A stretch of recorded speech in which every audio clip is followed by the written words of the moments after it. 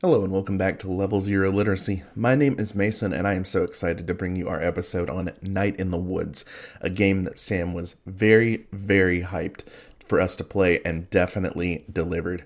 Now during the episode we are going to spoil the events of the game from beginning to end, and we're going to cover topics that include, but are not limited to, cults, aging, and death.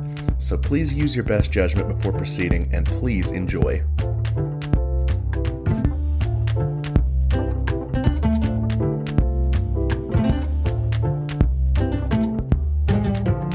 Hello everyone and welcome back to Level Zero Literacy.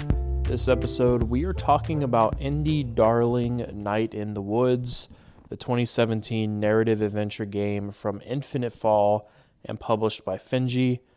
This game was written by Alec Holakwa, Scott Benson, and Bethany Hockenberry. You play as May, a recent college dropout returning to her small town after mental health struggles. You find yourself at the center of some small town conspiracy and have to unravel what is going on before it gets you. Fortunately, you have a small circle of friends who are willing to help you out and figure things out before small town life does you in. Themes for Night in the Woods include nihilism, life in Middle America, religion, and political fallout of impoverished areas. Gentlemen, we went into the woods. There was more than one night in the woods. I feel like the game title is a little Nights in the Woods. There's like 3 nights in the Should woods. be Nights in the Woods. There are, I would say 4 nights. I spent in the many woods. nights in the woods. A lot of nights in the woods. I spent several. So if you're listening to this, creators of Night in the Woods, we're just asking for a Fuck you. retcon.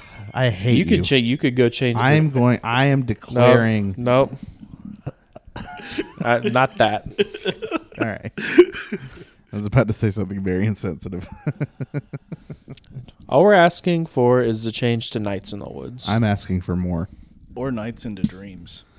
No, that's a different I game. mean, that's game. a pretty accurate name for this It's a game. different game. It is an would accurate be name. if it wasn't already taken. So, what'd you guys think of Night in the Woods? That's a pretty good game. The writing and characterization is really good. I think this game is at its best when it's capturing a very specific time in, I think, every young person's life. Everyone probably like 35 and below has had this point in their life. Maybe older people, but if there are older people who have had this point in their life, I haven't specifically talked to them about it. And yeah, it's quite good at that. I really like the story and characters of this game. I wish there was like a fast travel thing or something. Oh, yes. I thought moving was a little too slow when I was trying to do I everything. also thought that. I think it would help. I mean, this game has a lot of really good music, and I think it would help if there was some more of that in like the overworld traversal. Because I think it would feel less like a chore if they brought some of that music into the overworld. They do some very interesting things with the music in this game, Mm-hmm. but it's very minor. So you have to be like cognizantly thinking about it, or else you can miss it, which kind of adds to the mundanity of the foot travel, I think. So I want to talk about the elephant room first, because this was a big thing as I was watching Mason do his playthrough. Obviously, May is not a particularly likable protagonist. Mm-hmm. Mason found this to be a very grinding situation. I particularly... Okay, so for context, one of my favorite pieces of media of all time is BoJack Horseman, and that show has a horrible protagonist. I can't get Mason to watch it for very fair reasons. But, I don't mind when a piece of media has unlikable protagonists as long as the direction the character is taken in is a reasonable and understandable way for them to move and travel. There has to be some number of redeeming qualities or attempts at redemption. And now we don't really see that from May until probably the Way last late. 10% of the game, but it May arrives at that as a result of the ability to learn and change from the things we see her do over the course of the game, right? And I think, I had a problem with May, but it didn't grind on me, mainly because I just thought it was interesting that a character was like this. And secondly, I think people who play video games will take it a little bit more personally when you can't just be the good person. I do. I think it's like when you can't do what you want with a video game character, it feels different than when you're reading a somewhat unredeemable protagonist in other media. Yeah, we had similar issues when we played. We had similar issues with Pentiment, right? Oh yeah, Where yeah. like it was by the character kind of like the protagonist kind of like living on their own a little bit. There's like that disconnect between player and there's a player friction. character. I'd like to explain myself a little bit for my dislike of May, right? I think this actually ties in really well to a point I made with the last episode that released, which at time of recording was Chicory: A Colorful Tale. I think you can tell a lot about the experience of the writers by how they portray certain things in the things they write. I think obviously everyone knows this, right? So what I was trying to say in Chicory: A Colorful Tale is you can tell a lot about the experience that the writers have with people who ask them for help, or the times that they've had to, like, the how they think about sort of responsibility by how they portray the people who asked Pizza for help in Chicory, right? How they like kind of portrayed them as pushy in some instances. I think in this game, where one of the major themes is like maturing, growing up, and leaving behind sort of the immaturity and lack of responsibility of being a child, you can learn a lot about what the authors think by how they characterize May as the immature character. And the thing that I personally found grating was that there were certain aspects of her that I really related with in her characterization as immature, her hesitance to take on new responsibilities, her inability to view things through a lens of like, the mundanity of everyday work and things like that. And then there are aspects to her character that I thought that's like, to me, seemed to be also communicating an immaturity, but like not in any way that I think myself or any reasonable person would ever act. Like being completely oblivious to people's economic situation, or like in some ways just like very unbelievably. For the situation I'm referring to specifically is the scene where you have a conversation with your best friend B in her bedroom, and B is relating to you like, my mom died, my dad is medically doing not good, I have to take over the hardware store and support us, we lost the house, and B and May is just like, oh well, you always have a choice, like you can choose not to do this, you could choose to go to college. And it's like, well, you're just like ignoring the things she said, you're being like a huge asshole about it, and these things don't match like a realistic experience for me. It's not realistic, right? But that's to me. So sorry, Buck. The idea, if the idea, right, is that May is immature, then it would make sense that she's going to have a more idealistic outlook on things, as opposed to the rest of her friend group who have kind of matured past her. There's a good line in like somewhere in the game where it's like, being an adult isn't about, turning a certain age or hitting a certain milestone. Being adult is like more of like a state of mind. I don't remember exactly. I think it is B who says something along those lines. You know, people like just talking about like people growing up past May, when May tries to point out that she's like 2 months older. Yeah, 2 years older or something. And I think that's just part of it, right? Is like there is a kernel of truth in a lot of the things that May says. Like, yeah, at the end of the day, Bay does have a choice, right? She could choose to do that, but in reality, obviously, it's not that simple to make those decisions. I need to push back on the believability. I think someone thinking like that in that situation, especially someone characterized like May up to that point in the game, I could totally see someone keeping doing that.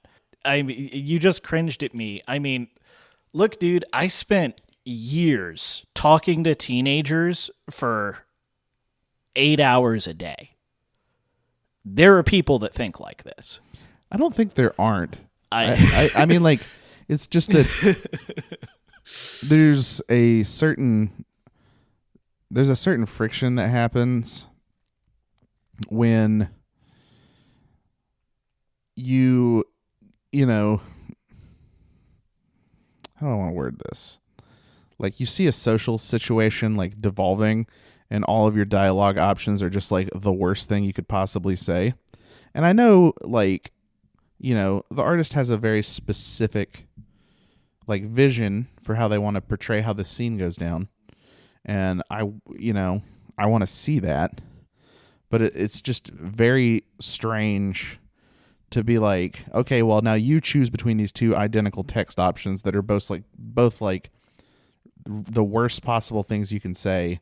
So now you feel like personally immersed in this scene with these things that I think like anyone with even a modicum of social awareness would never say.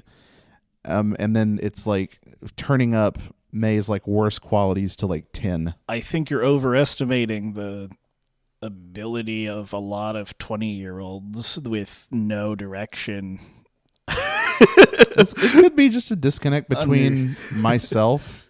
It could be just a disconnect between myself and May as a main character. Because, like, I know that, you know, I'm not going to say that, like, I matured very fast or I was, like, a very mature young person. In a lot of ways, I think I'm very still immature and irresponsible. But, like, I think, like, one of the first things I learned and one of the simplest things to grasp is, like, don't just, like, say, like, very straightforwardly antagonistic things to people who are in vulnerable positions, because that makes you like a huge scumbag. And that seemed to it seemed like in a lot of ways the writing was trying to get me to buy into the fact that May wasn't a scumbag. She wasn't a terrible person. She just had a lot of growing up to do. Yeah. Well, I think a big part of May's character is at some point her parents stopped being active in her upbringing. And that I don't know why you disagree with me. No, I'm not disagreeing. I'm just thinking about it. I'm sorry. My facial expression is kind of betraying a different thought that I'm just trying to wrap my head around that. I think you're right, Buck, because I think part of the reason why, to me at least, the way it reads is part of the reason why May had such a close relationship with her grandfather is because her grandfather was more, I don't know if more, her grandfather played a bigger parental role while her parents got more distant as a result of the living conditions of the town. Yeah, and like there's multiple things. I mean, I assume we're going to be talking about this game in bits and pieces, but like I would like to kind of zoom in on this point here. You know that May and her mom were abused by her father at some point. Right. You know that May almost killed someone. Right. And I think and you also find out eventually that May has a very severe mental condition. Yeah. Like, it's very severe. So I think her parents started to distance themselves from her upbringing. So May doesn't really have an understanding of responsibility at this point, right? I don't think May understands what accountability is, because I think her parents stepped away from that accountability, and with her grandfather dying, she just kind of got to do what she wanted to do, because I think her parents were scared to engage past a certain point at one point. And they just thought that if she went off on her own, like if they just stuck with the plan, that she could have figured it out herself. But I don't think she had the tools to actually do that because of how she was brought up. And I mean, I'm making some assumptions here because we're not given the full picture. But that's kind of how I see it, is that because May doesn't even know about her own family's financial position. So seeing someone else's, I think that's part of why she doesn't see it with May. I mean, even without the context of everything about the parents, there is a whole like concept that the parents have to redeem themselves to May just from literally forgetting her at the bus station on the first night that she gets back from college because they just got the dates wrong, right? There's from the very drop of the game, you get the concept that May's parents aren't, I don't want to say negligent, but like there is like an aspect of like absenteeism, right? I think I interpreted a lot of very different. I mean, I don't think that what you guys are saying are wrong. I think it's a valid reading before I start going off on how I read this very differently. So like, this isn't like a big I disagree thing. But like what I kind of took away were all these very heartwarming moments and how good the relationship between May and her parents are, that they could like just pick up where they left off and have this very sweet and compassionate relationship even after May has done this like really inconsiderate thing to them, which is dropping out of college after they, really stuck their neck out to get her there. Well, I mean, I'm also not excusing May for not taking accountability for her stuff, right? Like that's the other thing, is that May's not a great person. Right. So like I think part of their inability to get her to understand accountability, or unwillingness to, is, they actively avoid conflict with her, right? So because they don't want to feel that, and I mean, I don't know. I have seen situations like this. This is like a very common look to me at small town politeness and like small town appearances, where when you live in a place with so few people, there is a certain air of keeping up the outward appearance of what your family is, like what, because the family unit in places like this, it like, probably fairly conservative and obviously strong religious values. There is like a concept where the family unit becomes so important and you don't want to become the ire of the town. And we'll kind of get to this later, where as a failing of a family, you're now like a public enemy of everyone in town. So I think there is an air of like having to keep up the appearances. And no, I don't, and that's just, I do think there is a level of, I still think that May's parents love her and care about her. I don't think it's like, and that's why I didn't want to say like, they're negligent, because I don't think they're negligent. They're just, I think there are aspects of May's life that they don't want to be as involved in. or they don't know they don't have the tools to deal with how to breach the subjects with her.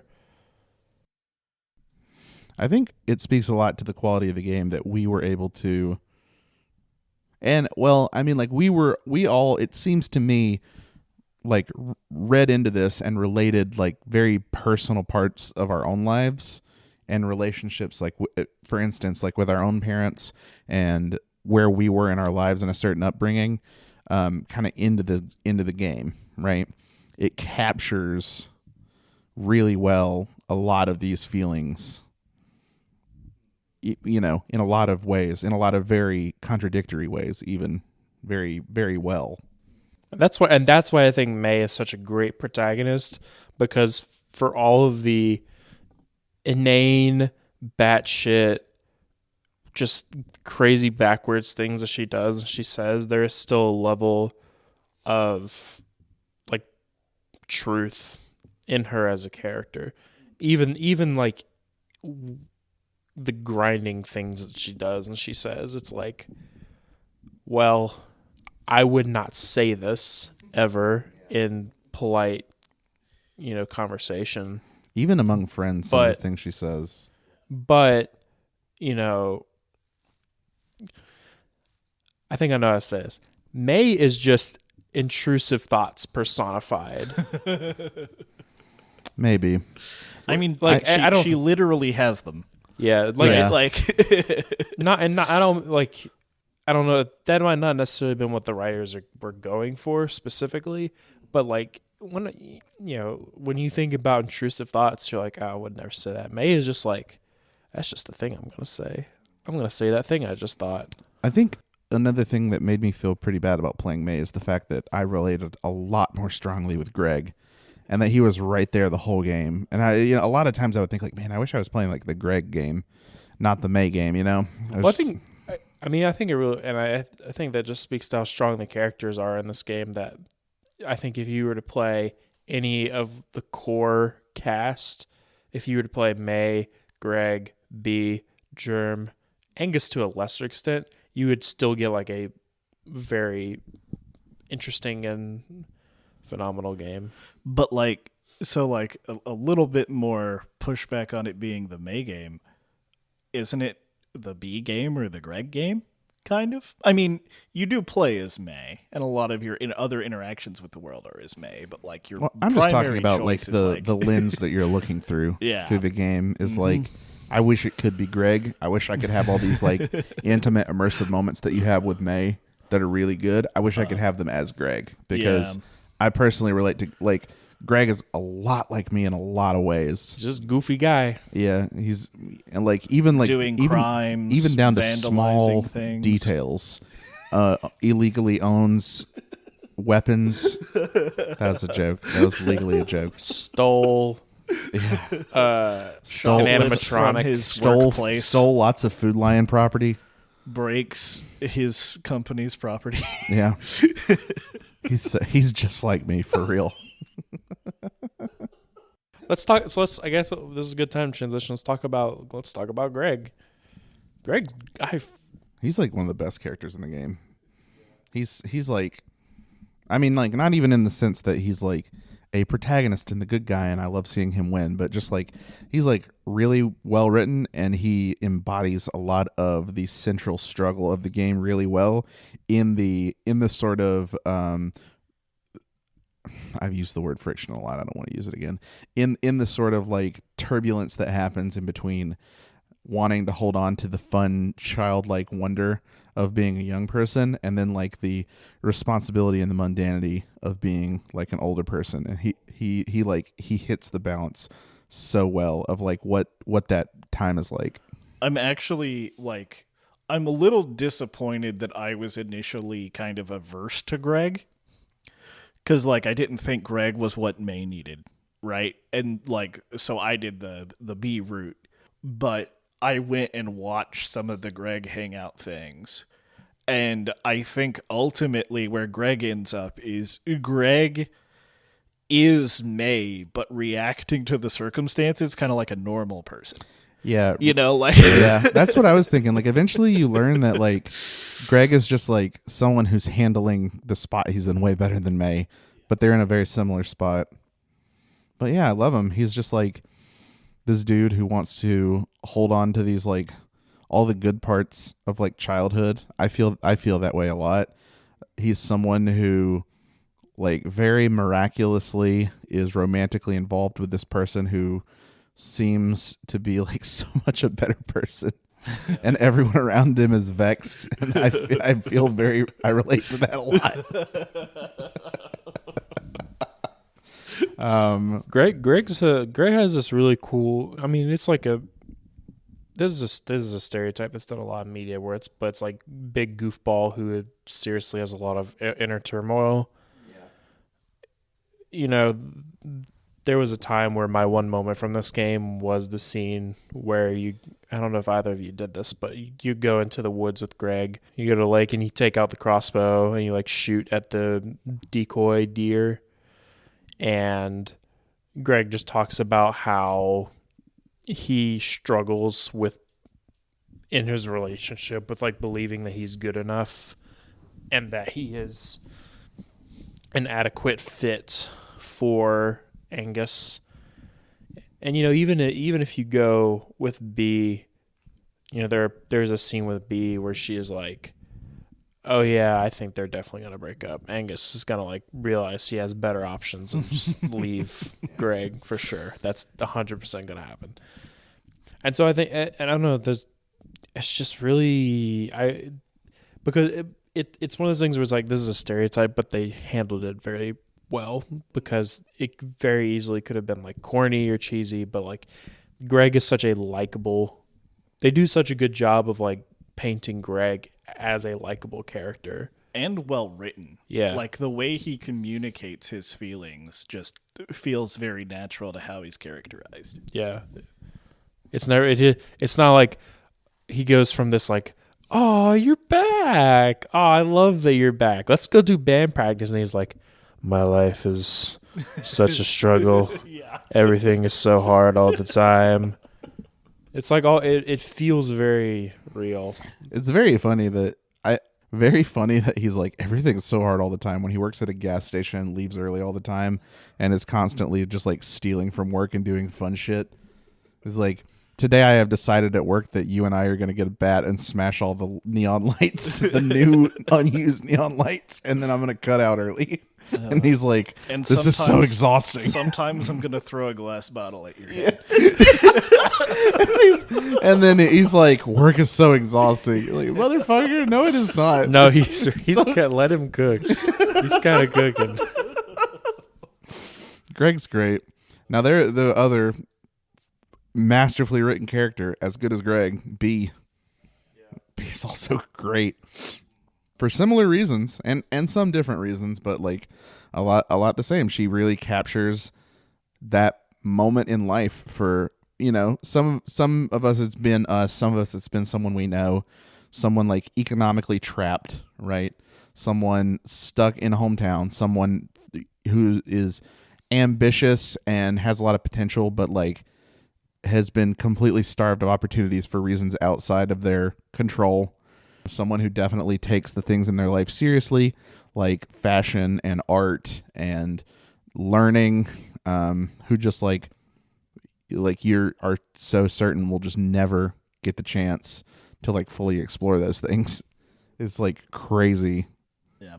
And just such a forgiving person too, right? Like, oh yeah. Because like way more than she should be. Oh yeah, totally. But like, I mean, I think that's like her thing is like, I think maybe she's gone through what she has with her dad, so like. Now, see, I don't necessarily agree that she's more forgiving than she should be.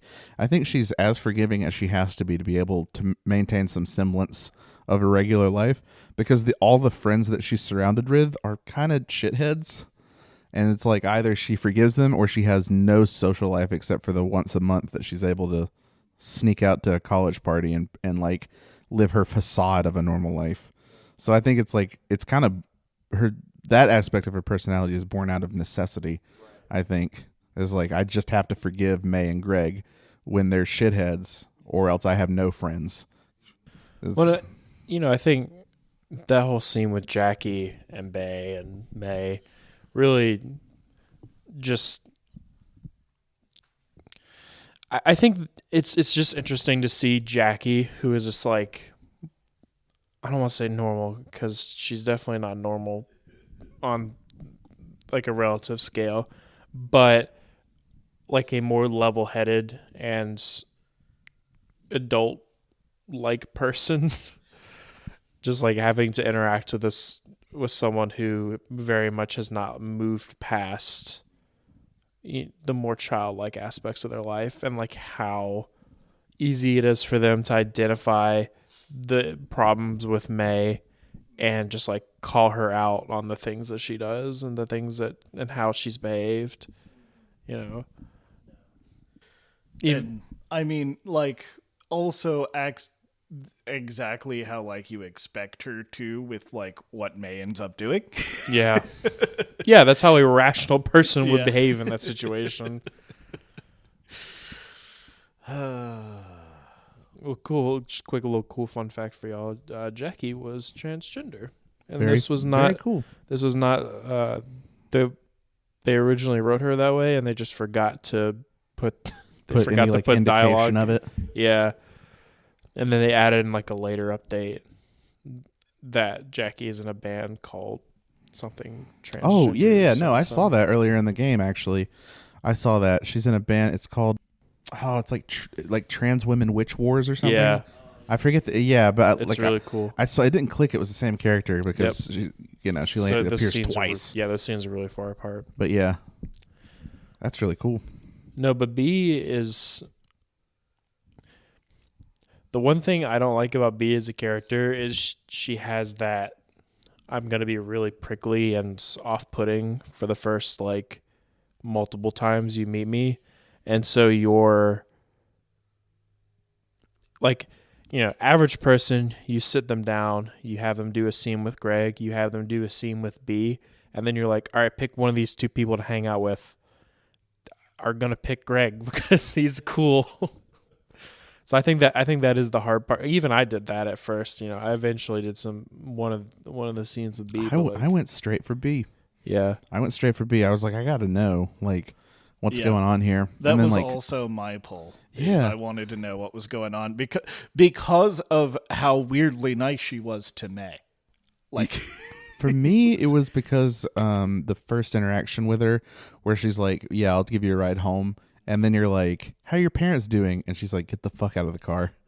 I was like, "Well, I do want to mend this fence because I think May is a pretty fucking terrible person, so I'm going to make this game about mending these fences," yeah. and it worked. Mm-hmm. And it's the whole arc of the B storyline is kind of interesting, right? Because like when you get to the post Jackie scene and they're just kind of like, well, I guess we just ended up together. It's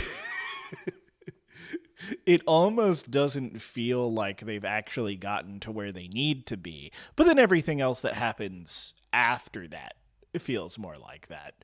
I don't know. That scene to me is about just them understanding the nature of their relationship. And I think once you understand like the core of what your relationship with the person is, it becomes easier to live and grow with that person. If you don't understand how you're connected to somebody, it gets a lot harder. It gets harder and harder to figure out how to relate, for lack of a better term. Just to be clear, you're talking about the dock scene, right? Yeah. Yeah. For me, that scene was about B coming to grips with the fact that people can have it not as bad as her and still have it pretty bad. Like the all the worst people on the internet are like, oh God, how's that shit go? That annoying ass just because you have it worse doesn't mean I can't have it better, like that shit. Yeah. But like she has to like come to grips with that, like, oh yeah, May can have legitimate reasons for dropping out of college because she's like dealing with a pretty brutal depressive period. Oh, right, because isn't that scene where she tells B that she literally had a psychotic break when she almost killed that guy? Yes. Yeah. They both share that kind of thing with each other. B, the college fantasies, and May, the like, oh yeah, I've been like basically floating through life unable to correctly process feelings for years. She talks about that scene. She just talks about her mental struggles from college. The scene where May talks about the shapes is after May almost gets shot and they're on the couch, laying out on the couch. And May's like, yeah, things are just shapes. I don't really see people as people. But she does go into her sort of depressive, her like mental issues on the dock scene. Yeah, she opens up a little bit, like 1/10 as much as she needs to. Yeah, and it's like May like B being able to understand like, oh yeah, like I've been holding this thing against May and not even considering that she might have legitimate reasons to have done what she did just because she threw away an opportunity that I would kill for and wouldn't throw away for the world. And, there's nothing necessarily wrong with being like, if I had that opportunity, I wouldn't throw it away for anything. But, B was getting like her big, character defining moment was being like holding it against May that she had just so happened to have an opportunity that May didn't, or that B didn't, for really unfortunate circumstances like her mom dying. So let's get into our one moments, and then we can open up to the sort of mid and late game, and then some of the B plots that happen around town. Okay. So does anyone want to start? Yeah, I'll start. Yeah, my one moment was so there's a side plot in this game, and my one moment comes from the side plot. Sorry to be blending our time slots here. The pastor of the local church, Pastor K, is trying her hardest to get some abandoned buildings rezoned and having a local homeless man put up in one of them for free. And she's fighting against the Chamber of Commerce / Town Council / Historical Society, the same, like what seems like the same four people who do all these jobs, who are basically being like complete tyrants and think that giving this homeless guy a house is gonna, not attract the market and all this nonsense, NIMBY, terrible stuff. Bruce at one point realizes that the battle is lost before Pastor K has given up hope, and tells May in kind of metaphorical and shrouded terms that he plans to commit suicide and that she shouldn't tell Pastor K until the next day. And May doesn't get it right away because May, obviously, sort of very childlike in a lot of ways. Pastor K learns the next day when Bruce has gone missing, and May goes and talks to her, and she just has to sort of sit silently. You leave Pastor K alone with the tent that Bruce used to stay in outside of the church, with her coming to the realization that he has thrown himself off the cliff nearby to go, in quotes, be with his family, and that, she has lost the battle to get him a home and have a dignified life for him. Pastor K speaks to me a lot. I love Pastor K. Holy shit. As a faithful person, she speaks a lot to how she herself like struggles and doubts with her faith in God, how faith is only really there to fill in the cracks where her understanding of the world can't fill in things. And it's like such a heartbreaking and also such a vastly beautiful scene. Just, all those little conversations with her adding up where she says, like, everything with Bruce is kind of in God's hands now, and I only have faith to fill in where my ignorance of the future is, and then having it all kind of fall apart because this town is like terrible and falling apart. It's like, it's heartbreaking, but it's like, it's so beautiful.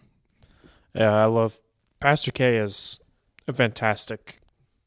We're gonna say this about a lot of characters in this game. Really well constructed.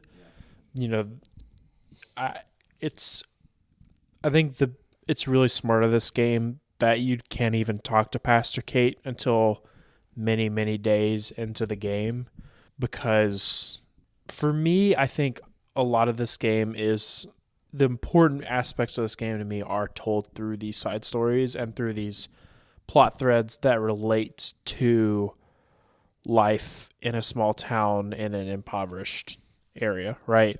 Where like you have a pastor of a church who probably comes from a more progressive city life and has come to this small town to try to like change things and make a difference, and isn't used to this kind of pushback against the concept of just helping people who need it. Why would the members of my congregation and community not want to help people?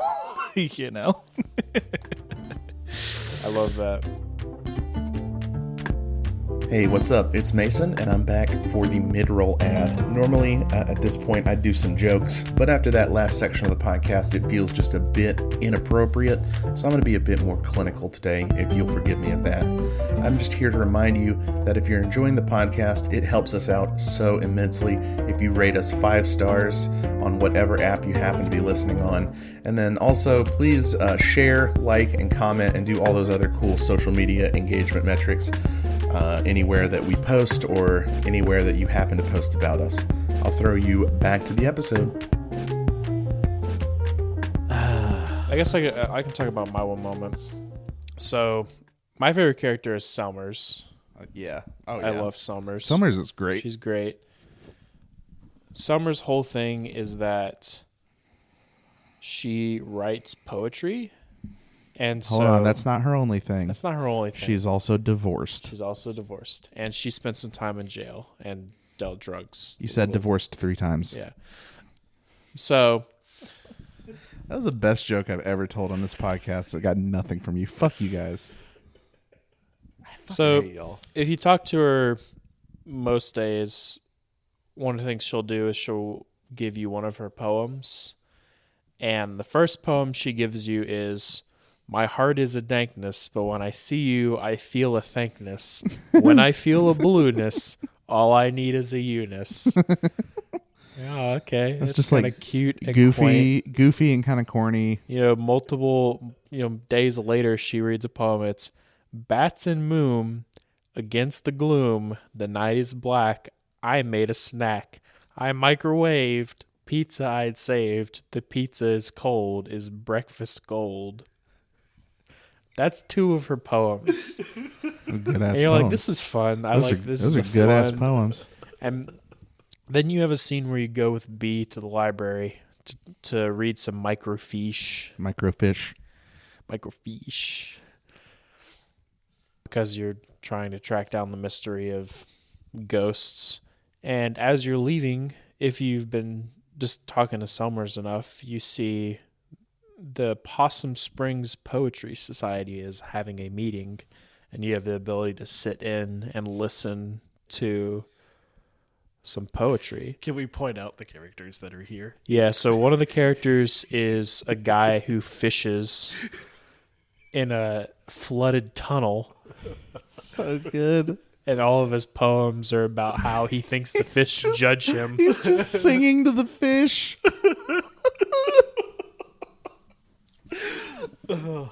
It's really good. It's really funny. You walk up to him, you're always sneaking up on him, and he's like, tunnel trout, I love you, I want to put you in my mouth. And then you're like, oh, that's a good, you're going to eat these? And he's like, go away. He's so funny. And then Summers starts this poem called There's No Reception in Possum Springs. And I'm not going to read the whole thing because it's kind of long.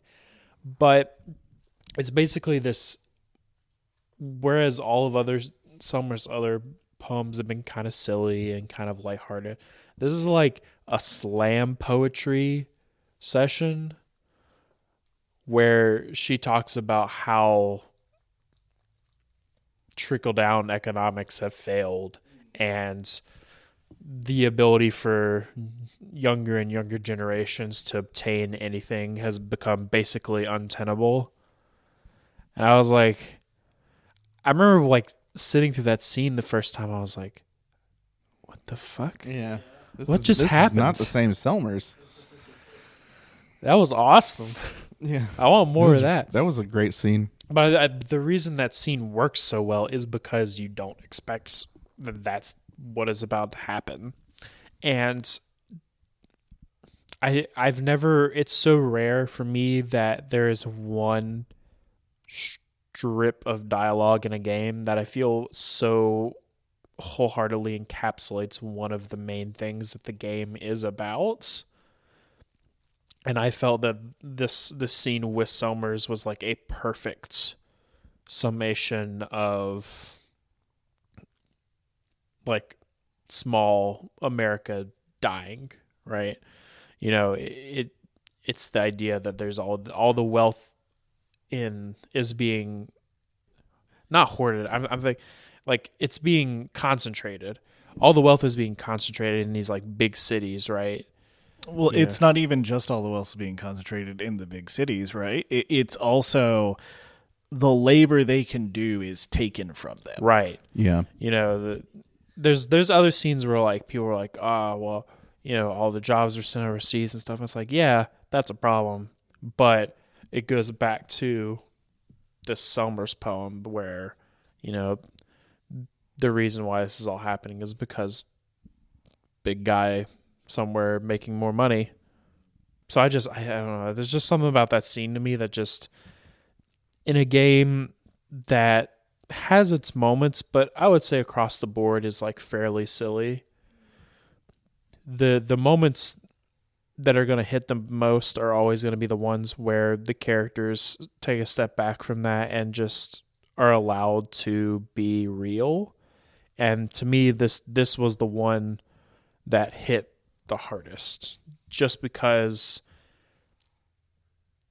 not only was it did I like relate very personally to it, but also it came from a character who I would not have thought had this big of a bearing on the overall narrative, not narrative, but the overall theming of the game.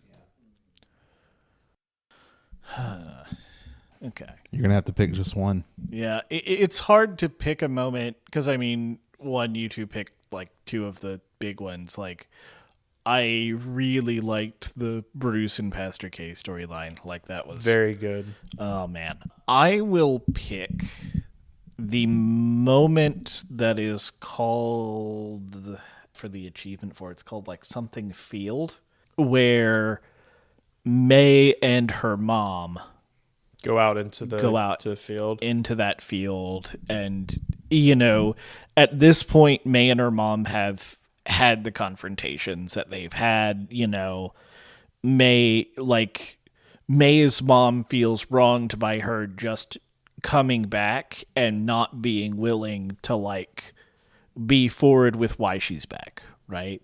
Which I mean is totally reasonable, right? And I think if you give 18 years of your life and refinance your house to send someone to college, they at least owe you an explanation why they dropped out. Mm-hmm. May's mom is so good in this game. Yeah, and you mom know, all the time, mom all day, all day and all night, every day, mom, all 24/7, mom, 24/7, mom. Eels. Like that moment where like it finally feels like they can connect with each other, and also she sends her daughter to fall off of a giant tower.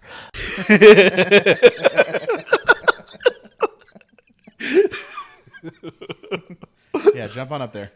Go ahead.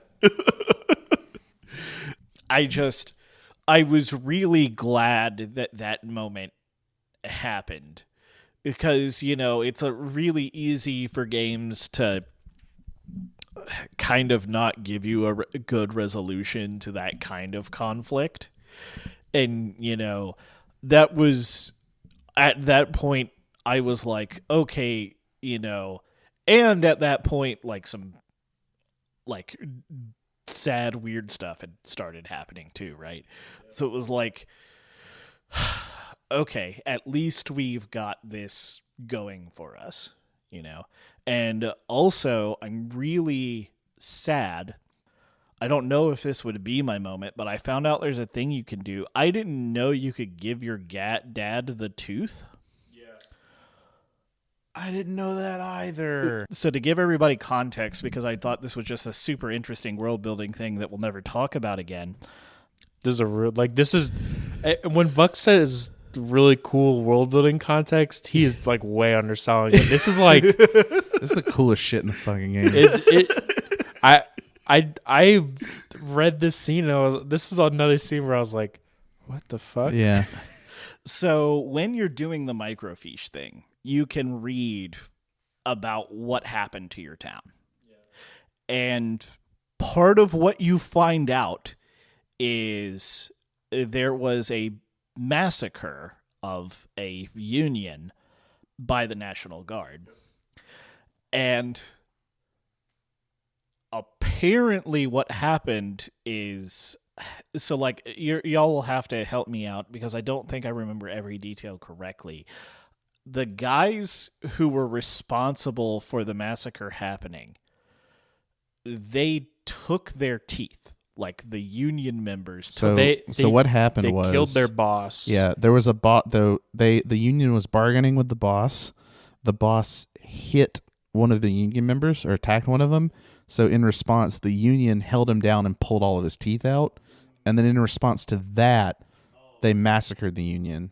But the teeth a few of his teeth stayed in circulation, and the union members would pass them down from member to member as a sign, like, this is our power. And another thing that you read during this is that your grandfather was an important union member. Yep. I love how often unions come up in video games and then just like in real life, they're just not around. Hey, look, there's a reason why most of the video games we play that are heavily union oriented have been indie games. And not AAA titles. But like, I don't know do either of you know what happens in this scene? Because I didn't get the chance to give Dad the tooth. It's kind of just your dad retelling you more of your family's history. Like he opens up more about your grandfather. He opens up more about like your family's history in the Union, and your dad talks more. Like there's that scene in the epilogue where you talk to your dad, and your dad's just like, all I ever wanted from my life was to be able to provide for my family and be a good father and have a good job. And so it's a little bit of him about reminiscing about the idea of being able to have a good, stable job, even if the job is just like doing hard manual labor, And I also, just to mention the dad here, they did a great job of, maybe this is going to sound too personal, I think they did a great job of portraying like a formerly abusive, a hardworking and well-meaning, but maybe not like the best dad. Yeah. Where like the time you spend with him is just sitting and watching TV and not talking to each other. I mean, the dad is just like a lot of the other characters in that they want to do their best, but they don't have a full understanding of how to do that. It's just that, the dad is fulfilling the dad's role, what is expected in a Midwest town in like the 80s and 90s, and just like a lot of the other characters, he's done some terrible things. I like how all of the characters in the game, the major and minor characters, have like this really good characterization, like some part of them that you can like latch onto and be like, there's like a nugget of like humanity in there with the exception of the town council. Fuck those guys. But like you can see like the ray of humanity shining through for all of these characters, even though most of them like do some like pretty insensitive and terrible things, or even in the minor characters, even though you can see the nugget of humanity, even though that they're not in the spotlight for like most of the game. Shout out to call center lady who ends up just having to work 2 jobs because she can't get the hours at the Ham Panther. Yeah, But she couldn't stand continuing to work at the Telesoft because the sounds of the call center were driving her crazy. All right, so next character I want to talk about is Mr. Chazikov. I knew it. I want to talk about Mr. Chazikov. He's great. I didn't get to finish And the Dusk Stars. because I missed the first day because I didn't understand how to get up there. You have to go across the window. Sam had to tell me. Yeah. Sam had to tell me. I was literally like, Mason, there's one. I'm not gonna drive you in any particular direction in this game, but I do want you to talk to Mr. Chazikov every day. I was like, I can't triple jump on these wires, and he was like, you can jump on the windowsills. You have And to I was go like, across the window. can't see. There's nothing visually indicating you Yeah. can jump on the fucking windowsills.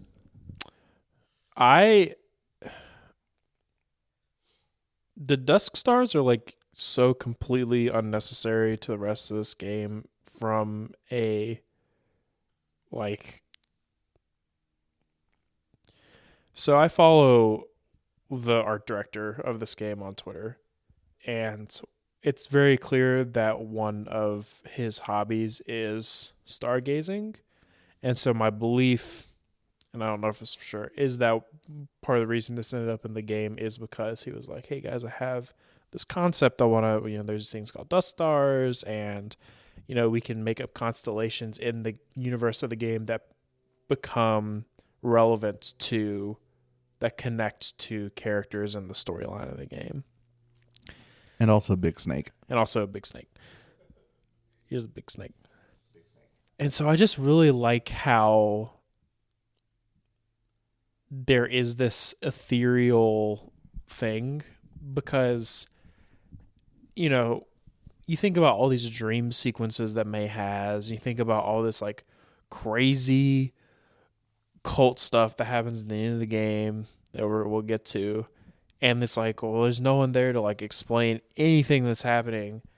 And it's just nice to have this thing where there is just a very kind old man who's just there to explain this very far off, otherwise incomprehensible concepts to you.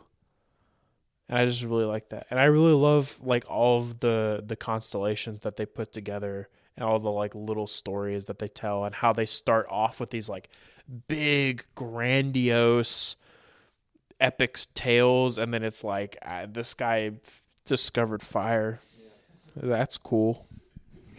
So, again, I took something very different away from Mr. Chazikov. Again, I don't think your reading it's like Buck with the Parents. I don't think that's an invalid reading or anything. But like, I thought the stargazing in Mr. Chazikov was about him showing you like this connection to the past and like showing you this thing that like everyone, despite this myriad of experiences and these like changing times and this like chaos and confusion as to where your life has been and going, everyone throughout all of time has slept under the same stars for so long that we have like legends that we've lost and we don't even know the moral of the story or the ending of some of them, that because the stars have been like, humanity has been persistent for so long that we have these constellations that are so ancient that we don't even know the ending of the story, right? It's like, to me, considering the theme of the game, it was about like this assuredness that life will go on and like things will work themselves out, especially given some lines in the later series of those Death Star searches where Mr. Chazikov is like, well, right now you're kind of unable to see the beauty of a little town like Possum Springs, but you got to trust me that it's there,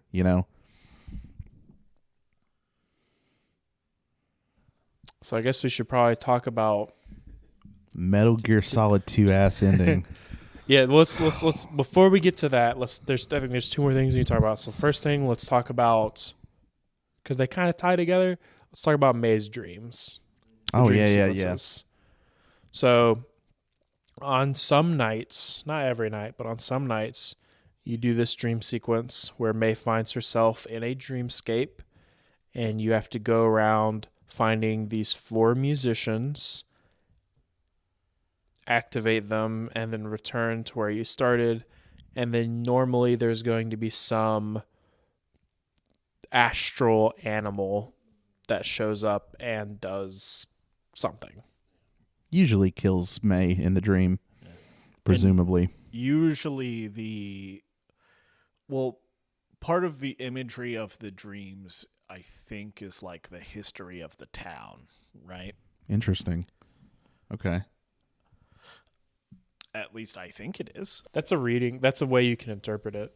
Like, what it seems like to me is, what it felt like to me is each dream, got bigger, right?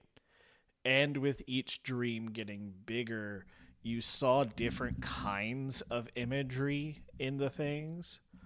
Like, I felt like, the trains coming was like a actual allegory for like the trains, and like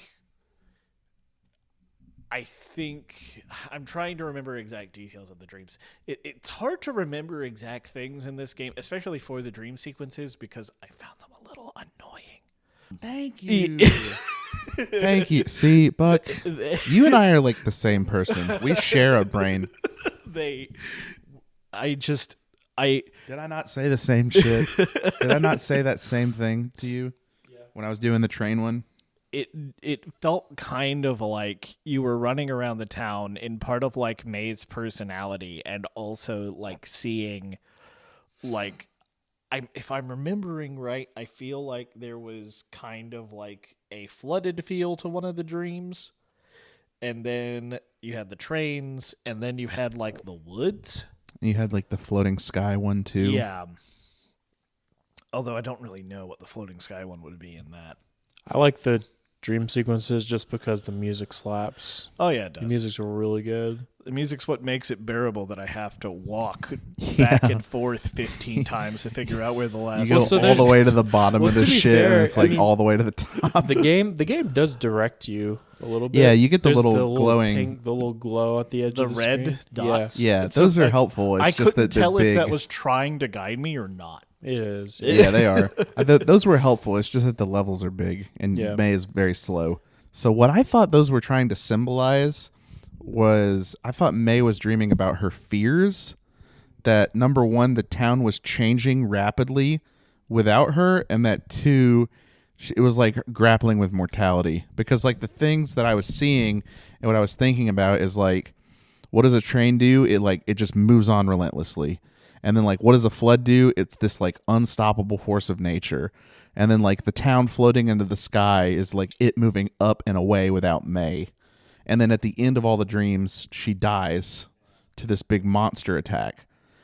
So that's what I was thinking, right? I thought it was like symbolizing, because that's what I thought the game was about, is like this melancholy of the town changing, right? Because like the pizza place shuts down, and like now Greg has a job, and like, so that's what I thought it was.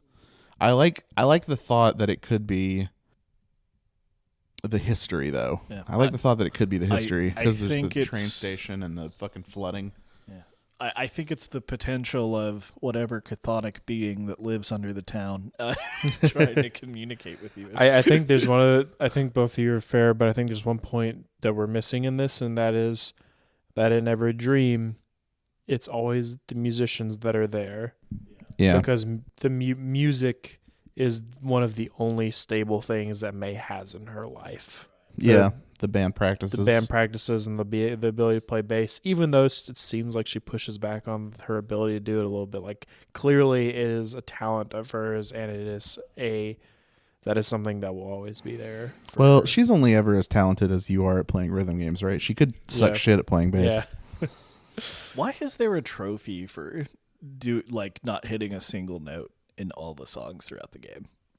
I don't know. I didn't even know that was a trophy. Why? It is a trophy, and I don't understand why. It's probably called like apathy, complete apathy or something.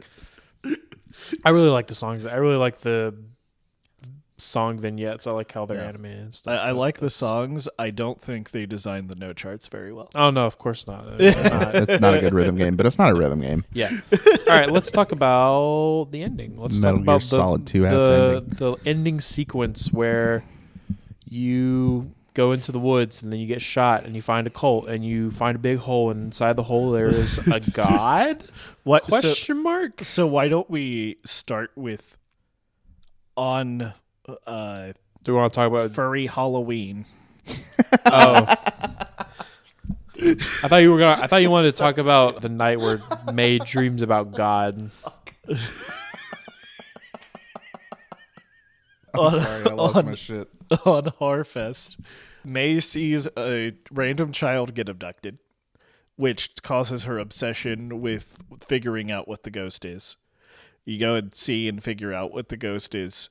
You go out into you can do 2 out of 3 hanging out sessions, which I highly recommend hanging out with Angus because that's the time that you get to. That is the only time you get to hang out with Angus. Yeah.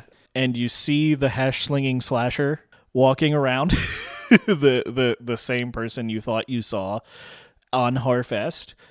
And then eventually, y'all just go out into the woods to look for them because you think you know where they are. I can't remember what triggers you're chasing them. And you end up stumbling upon them, and you hear that the arm that you found at the beginning of the game was from apparently a body they chopped up. And they threw it into a hole in the ground. Yeah. May fucks up. Yeah. As she does. And you run away. May almost gets shot. This whole sequence is really confusing, right? Yeah, there's a lot that's like, well, did this happen? Or May's in the hospital. May's in the church. May is back home. is she dead? Or did she go into a coma? Or like, I think a lot of it is meant to... There's like a little bit of this thing going on where it's like, oh, I want May to have an epiphany that the town is going to go away anyway, so I need something to happen. You know, I feel I got like that kind of vibe out of some of this. My take was, think it was like egregious. My take was that it's like May's brain trying to make sense of the things that would happen to her if this were something that happened to her, if that makes sense. Yeah. Like if she were to be grievously injured, this is the things that her brain would expect to happen. Her parents and the town would gather around her in a church and mourn over her, except her dick neighbor. You know, yeah, fuck her that parents would take her to a hospital to heal her. You know, eventually she would end up back home to rest. Like that's kind of how I interpreted. Like it was her brain coming to terms with the concept of potentially dying and what would happen. I thought it was showing a bunch of contiguous, like, canon actually did happen events just a little clumsily. Like, May gets found, the people of the town realize she's injured, and her parents go, her mom working at the church takes her and they pray. They have like a prayer, and then they take her to the hospital because she's not like bleeding out or anything. I think the linchpin for me as to, and I'm not saying that's not a valid reality. I think the linchpin for me that makes me feel like it's not reality is the janitor showing up at the hospital. Yeah. And he's like old and gray. It's just like doesn't make any sense for that person, that for the janitor to be there. The janitor character is very interesting and obviously personifies a concept of faith and religion himself, and blah blah blah. He could definitely be Jesus. I don't want to get too deep into that because that's like I think that's a very surface level reading of him. But you know, I think it's really interesting. I love how trippy the last like section of the game is because they're not afraid to just not be this grounded reality that most of the game has been. This very like character driven, grounded society based drama. I also love how the friends are characterized during this. Like the whole just them trying to figure things out in Greg and Angus's apartment. I really liked the whole the whole scene where they're trying to figure things out, and then there's someone at the door, and then it cuts to May, who like deliriously just walks from home to the apartment, which is a very long walk. And, it turns out to be her instead of the weird, scary secret society people that they saw. I like how competent they all end up being, Man, it's a really well-written scene. I don't know. I don't feel like it's very valuable to keep saying well-written. We gotta talk about this cult, y'all. We do. It's very good. Okay, so here's the main thing I want to talk about. Is there a reading you have for this other than the surface level, like, because when I played this originally, I was like, oh, okay, I get it. The cult is like, divisive politics where there's going to always be a group that essentially ends up being a death cult who's willing to throw away the lives of people to bolster the economic situation that they find themselves in. That was like my read on it, and I have not, like, obviously in the context of the game, there is a more, I think that it is played a little more literally, that this is literally a cult and there is literally some entity deep in this hole. But from outside looking at, I just want to know if you guys had a different read on it than me, because that was what I took away from it. I do have a different read on it. Did you notice anything about the prologue? The poem about your grandfather. They were where your grandfather says they were afraid of something, so they ate the young. Well, the big thing about the prologue that I noticed, not prologue, sorry, epilogue. Oh, the epilogue. Did you notice anything interesting in the epilogue? There's one guy missing from the town. Yeah. Only one, and it's not anyone you care about. Yeah. It's just the Smelters fan. I think part of it is like you have these people who say they care so much about the community, and then when they're all supposedly dead and gone, you don't even notice that they're dead and gone. Okay, that's interesting. It's yeah. Well, I mean, I don't think these things are necessarily dissociated either, right? People that are going to be more in touch and in line with their community aren't going to like give into the fervor of fanaticism. Mm-hmm. But it's like the thing that I took away from it was like the takeaway that I had there was like, yeah, these people are threatening and potentially, it's so funny that you just end up accidentally killing like a dozen people, right? Yeah. It's a lot of weird phone calls this morning. Not well, they hold partial responsibility because they're a death cult. They're a death cult. They're hanging out in a mine. It's not just that they're a death cult, right? It's also like, what is even triggering this to be a part of what they think will help the town, right? Like, what is the point of killing someone like Casey who was just trying to leave? Which, I mean, we didn't mention that. Well, it's not that he's trying to leave. It's that he's no good piece of garbage person who will never amount to anything. So we will feed him to our God. People just think he was trying to leave, but he wasn't trying to leave. He got kidnapped. Well, right. He got kidnapped. God. But, man, it's just such a weird way to look at other people, right? Yeah. It's... But they're so afraid of ghosts that they ate their young, right? It's like the poem your grandfather told you. So I've got to find. I need y'all to promise me They are going to stop me if this sounds too game theory. We'll go with you. Stop. You're going full Matt Pat right Yeah, now? I just like when I was thinking about this earlier, I was like, I think this fits with the theming of the game, but it sounds a little game theory-ish. So stop me if it gets too unbearable. All right. So my big theory, I think the god in the pit that the miners worship is not real. I think there's nothing down there. I think it's like some kind of shared delusion or esoteric religion that they all share.